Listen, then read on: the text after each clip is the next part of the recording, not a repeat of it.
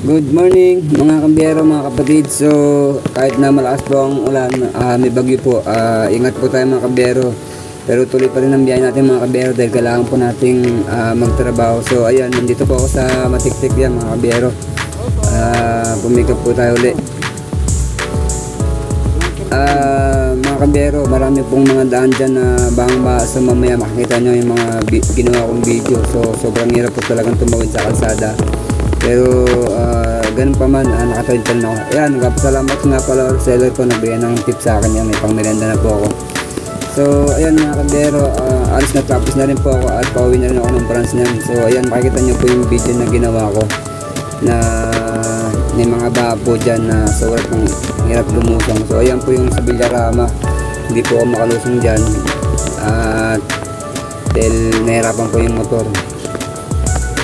Dito po sa may Bulalo dyan sa may Sabungan, sa may Lugawan dyan, malapit dyan sa may kinainan namin Lugawang Kilabay. Sobrang bahan na rin po dyan mga kabiyero. Yan, lagi po tayo mag-ingat mga kabiyero kasi may bagyo po ngayon, malakas po ang ulan. So sinugod ko na lang po yung baha dyan mga kabiyero. Kaya ayan, kailangan po kasing tumawid kahit nahirapan po yung motor ko dyan, tumawid pa rin ako mga kabiyero. Dahil kailangan po natin bumaba ng branch para po i-drop po yung mga pick up ko. So ayan mga kabiyero, at malapit na rin ako sa branch at pauwi na rin ako nito. So kailangan na po natin mag-drop off at hindi pa rin po ako kumakain ng mga kabiyero.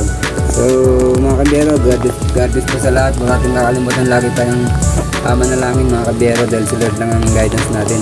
Yan, ingat po tayo palagi mga kabiyero. Yan, at tiyaga lang po mga kabiyero.